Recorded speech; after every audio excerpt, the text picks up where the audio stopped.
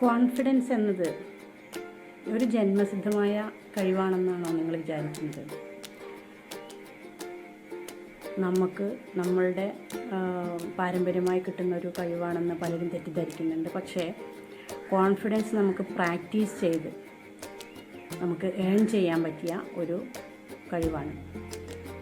ഏതൊരു കാര്യത്തിനും എന്ത് ചെയ്യുന്നതിനും നമുക്കൊരു ധൈര്യം അല്ലെങ്കിൽ ഒരു ആത്മവിശ്വാസം ലഭിക്കണമെങ്കിൽ നമ്മൾ ചെയ്ത് പ്രാക്ടീസ് ചെയ്യുക തന്നെ വേണം. എനിക്കറിയില്ലേ, എനിക്ക് കഴിയില്ലേ എന്ന് തുടങ്ങിയിട്ട് നമ്മളിങ്ങനെ നെഗറ്റീവ് അടിച്ചുകൊണ്ടിരുന്നാൽ പിന്നെ എങ്ങനെ കോൺഫിഡൻസ് ഉണ്ടാവും? ചെയ്ത് നോക്കുമ്പോഴാണ് അത്. ഒന്നാമത്തെ ഓരോരുത്തരും ചെയ്യുന്ന കാര്യങ്ങൾ നമ്മൾ ശ്രദ്ധിച്ചാലറിയാം അവരുടെ ഏറ്റവും ആദ്യം മുതലേ അവർ ആ രീതിയിലായിരുന്നു എന്ന് നമുക്ക് തോന്നുന്നുണ്ടാവും. പക്ഷേ അവരുടെ ആദ്യകാലങ്ങളിൽ ഉള്ള അനുഭവങ്ങളെടുത്ത് നോക്കിയാൽ മനസ്സിലാവും.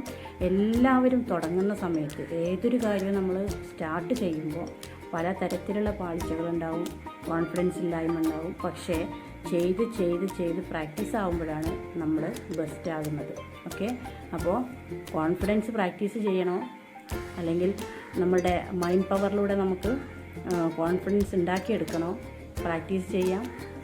നമുക്ക് ഒരുമിച്ച് മുന്നേറിക്കൊണ്ട് എല്ലാവരും കൂട്ടായിക്കൊണ്ട് ഒരു കോൺഫിഡൻസ് ഉള്ള വ്യക്തികളായിട്ട് നമുക്ക് മാറാൻ വേണ്ടി ജോയിൻ ചെയ്യുക.